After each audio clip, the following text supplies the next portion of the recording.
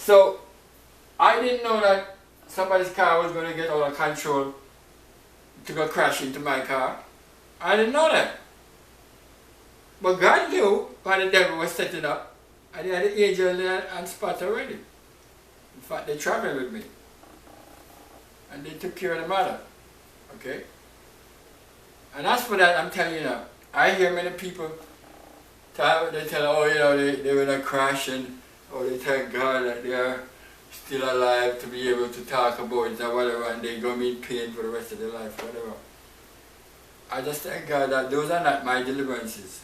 My deliverances that I talk about are complete, 100%. So, you know, as I told my son, he was having some problem with a car, and I spoke to him, and he's telling me this and that, and I said to him, do you think I would have given you a car that is giving trouble? I said, right, and I told him, I said, I would take back the car from you and give you the one I'm driving. And I told him, he said, your car is not supposed to be on the road. It was left at the devil, that car been smashed a long time ago. Every time the devil tried to kill me in a car, I said, your car is a testimony of the power of God. It's no easy vehicle you're driving. You know what I'm saying? No easy vehicle you're driving. The very name of God was on it. So I'm saying. So I told him, it's no easy thing you're driving, man. That's no easy chariot you're driving there, I'm telling you. So, I told him that. And even right now, I told him if I could, I would. I'd give him the car I'm driving and take it back from him. Right? Okay, because, yeah. So anyway, thank God the Lord took care of that and things. But the devil was harassing him with the car. You understand? You see what I'm saying? Harassing him with the car. Because harassing him with it. Okay, I'm saying, you know. But I told him a little more the history of it, although even driving it for me was like a baby. I mean, he was very young. So, I left up to, so I'm telling you, when you talk about faith, we're talking about having your trust in God, having full confidence in God, that God will take care of you. And Jesus is saying that at the end time, He's going to come and find people who don't have any faith in God. Now the question is that, figure out, where do I stand with this today? How much faith do I have in God? As I said, some people, my own peers, my brethren, my friends, and they might say like, almost like every time I'm talking about this eternity all the while and the coming of the Lord, and it's like, you know, they would like, just like that person said to me, you tell me that if I go to you, I'm going to die, or whatever. I don't mince my word when the Lord tell me something to say, because sometimes things are happening to people and the Lord is showing me them in spirit, and sometimes He don't tell me to say anything. He don't say anything. See what I'm saying?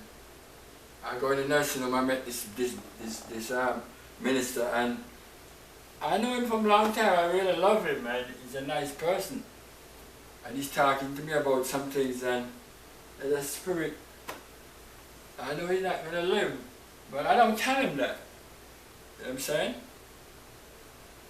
And I didn't even get to go to his funeral because some mix-up thing went out with his sister, but I'm just saying that, and you can't feel to yourself, as I said, that you're a human being also, you can die. I don't think you are beyond these things. You see what I'm saying? Because this is this life. But all of these things here, we have to focus on eternity. That's the destiny that we have to focus on. Okay? Yeah. So I'm telling you. So, that's it. And you have to be careful of the distractions that I told you. You know, somebody told me one time, when talking, and she said to me, I'm afraid of you. You know, they're trembling. Somebody asked me in the nursing home, she said to me when I was praying for her, she asked me, she said, what is in your hand? I said, what is he talking about? She was trembling like she said it was literal fire. She just said, I said, what is it? She said, fire, fire, fire. And I'm not feeling the fire, but she's getting it straight from heaven, going into her body. She was just trembling like this. I don't come out and talk a lot of things, but I'm telling you right now, it doesn't make me have an automatic entry into the kingdom of God, because I'm just a vessel. But I've seen the sights that dazzle. The tempting sounds I've heard of.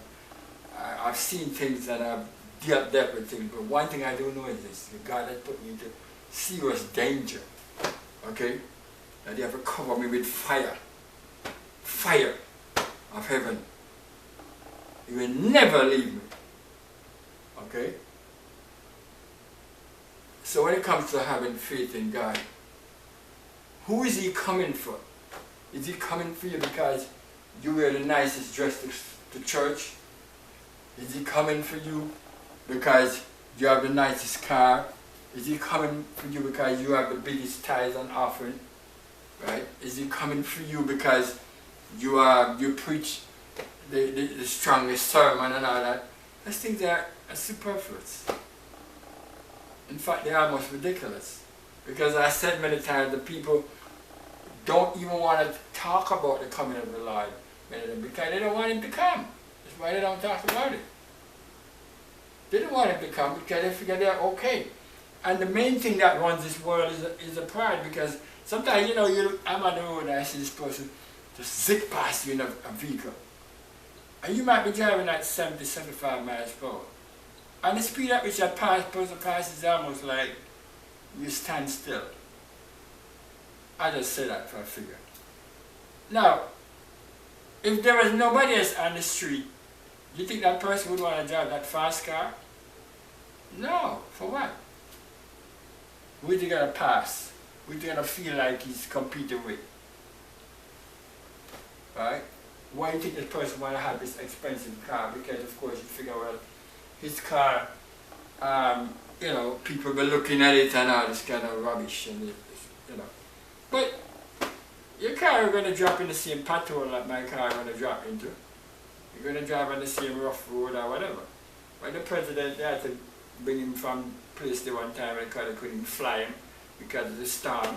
He had to drive on the exact same I-95 or whatever, which everybody is driving on. Okay? Well, now you see the same, and if American Airlines and Delta and all them couldn't fly, this plane couldn't fly either.